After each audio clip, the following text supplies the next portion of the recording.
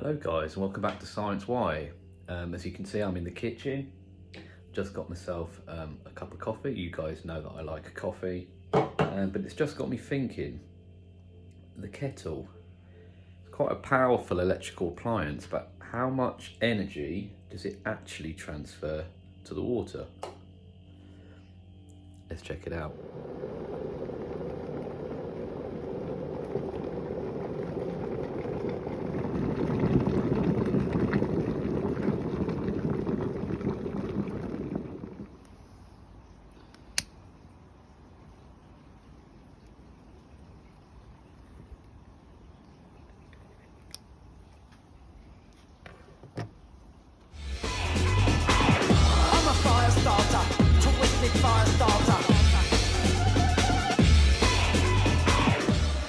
So guys, we know that water will put out a fire.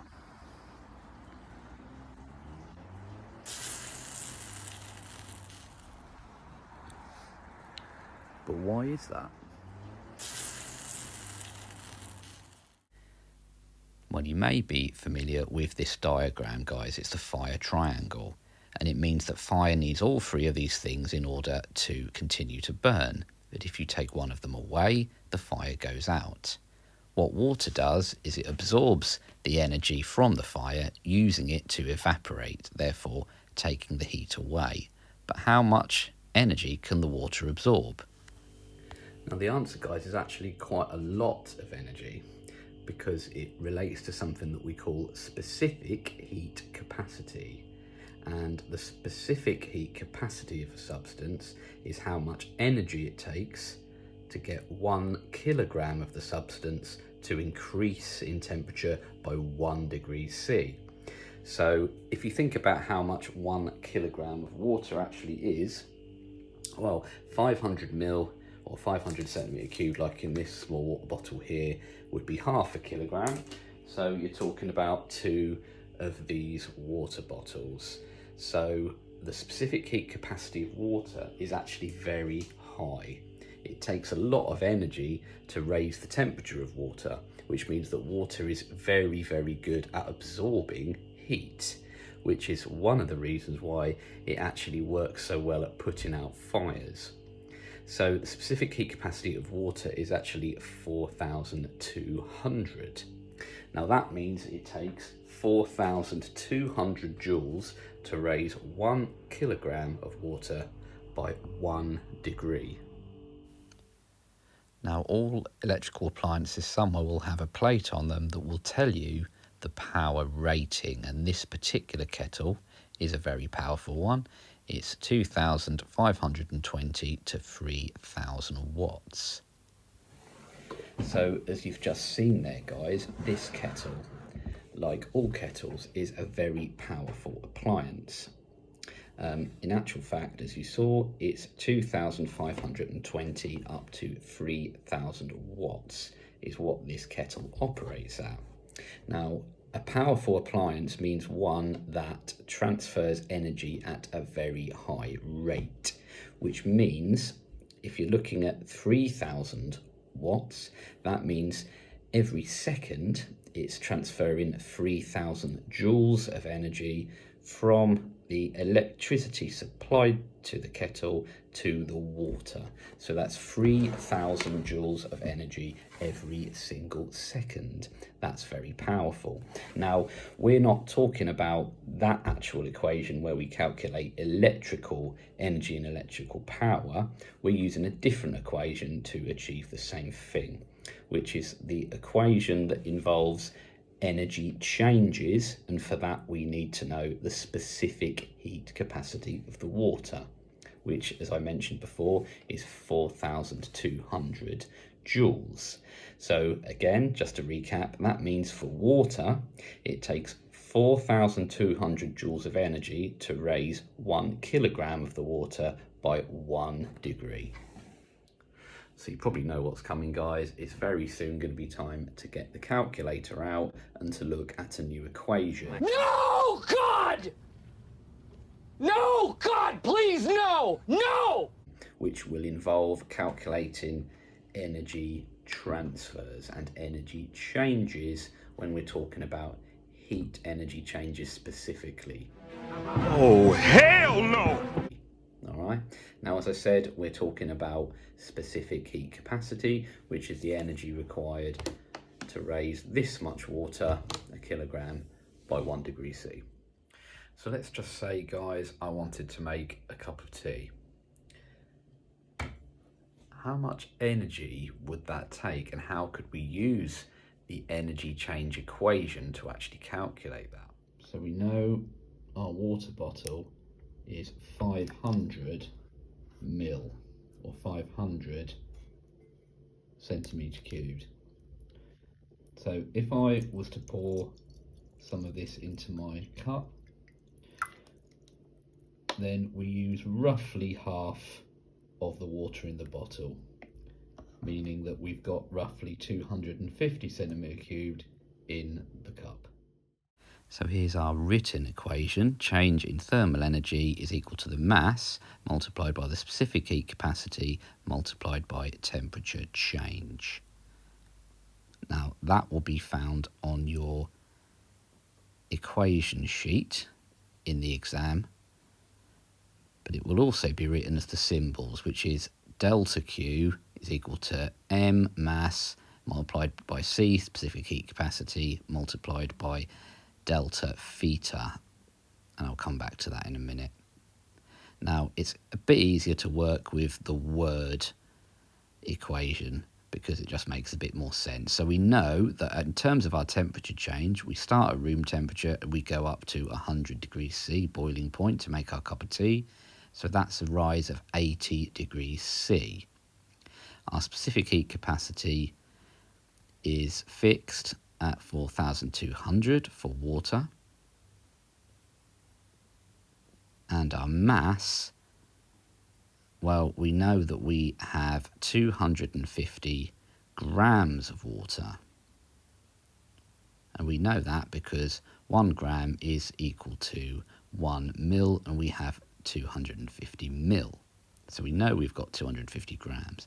But we don't want to work with grams, we want to work with kilograms as what we call an SI unit. So we need to convert our grams into kilograms, which is a simple matter of dividing by 1,000, which would give us 0.25 kilograms. So now we've got our mass in kilograms, our specific heat capacity, and our temperature rise.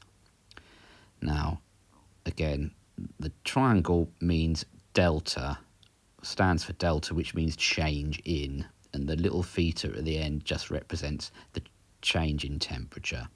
So it actually looks more complicated than it is. So putting those values in, we know that our mass is 0.25 kilograms. We know that our specific heat capacity for water is 4,200. And we know that our temperature change from 20 up to 100 is a change of 80, and that's what we mean by delta theta, that little symbol there on the end.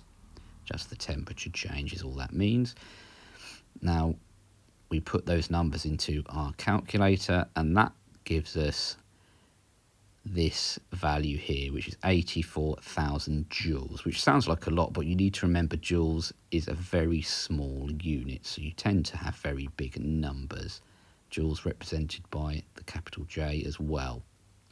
So what we might do is then convert that into kilojoules, and we would get rid of those 3 zeros, dividing by 1,000, and the answer is 84 kilojoules. And that would be our energy needed to make a cup of tea.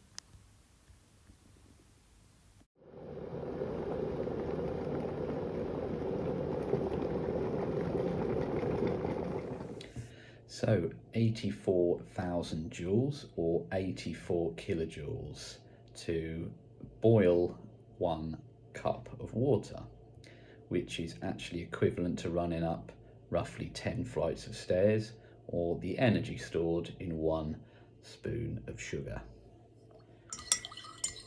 Lovely.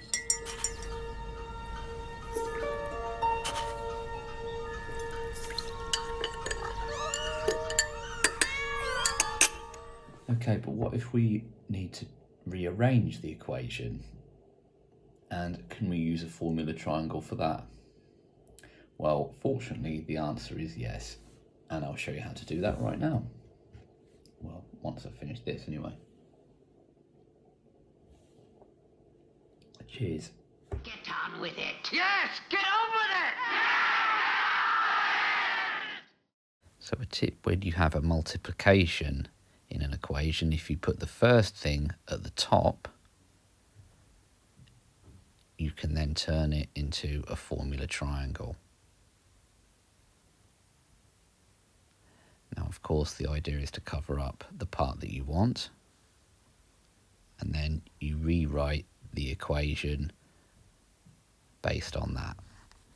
So what we end up with here is specific heat capacity is equal to change in thermal energy divided by mass times temperature change. And that is our new equation. Okay guys, so I've just come out to the shed to have a look and see if I can see some other examples of materials to think about their specific heat capacity. So if we consider copper, for example, I've got a piece of copper pipe here from the last time I had a go at some plumbing.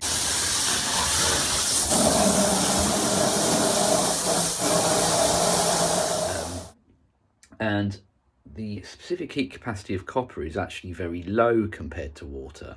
For copper, it's 385 compared to water, as we know, 4,200. Now, that may surprise some people, but when you think about it, remember that specific heat capacity is a measure of how much energy, heat energy, can be absorbed by a substance. And actually, copper doesn't do a great job of absorbing the energy.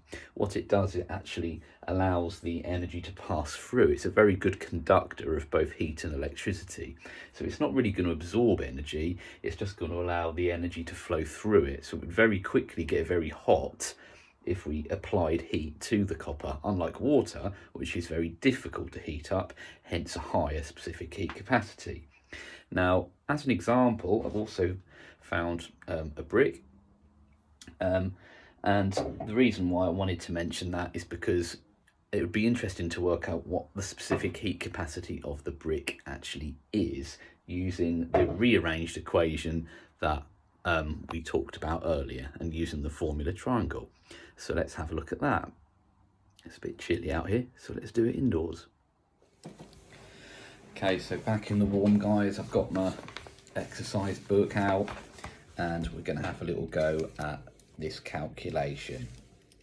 Okay guys, so I've got an example exam question here, and I mentioned the brick earlier. Bricks usually weigh around about 2 kilograms.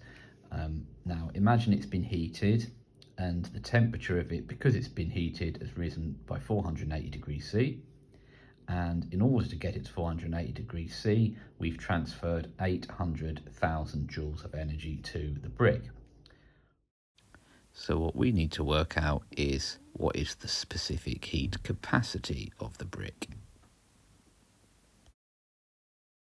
Okay, speeding things along a bit, guys, we know that we need to make specific heat capacity the subject of the equation, which we do by covering it up. And we know that that gives us change in thermal energy divided by mass multiplied by temperature change.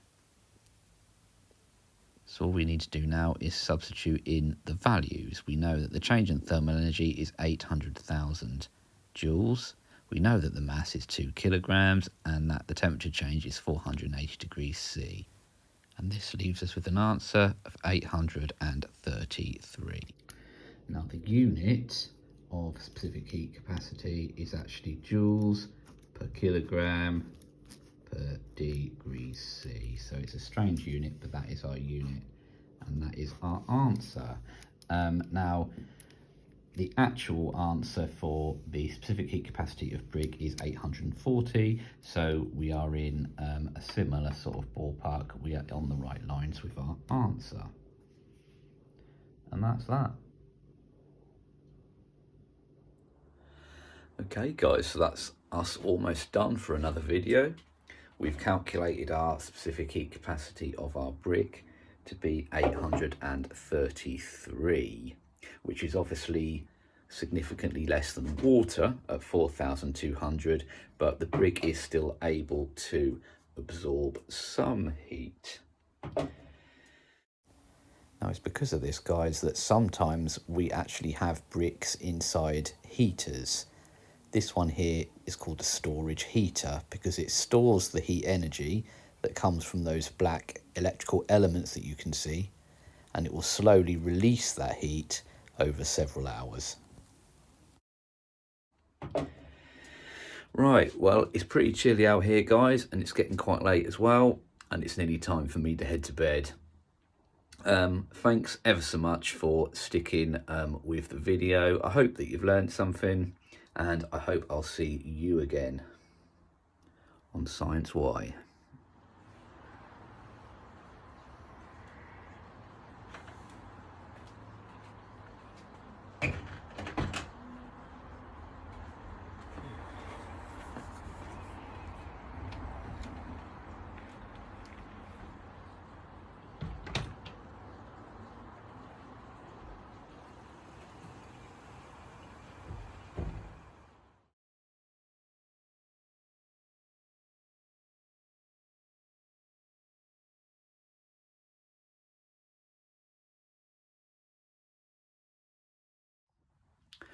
Okay guys, so I'm out in the shed just having a look to see if we can find some other examples of materials and thinking about what their specific... Okay guys, so I'm just come out to the shed to have a look at some couple of... Okay guys, so I've just been having a look in the shed to see if we can see some other examples of things. Really?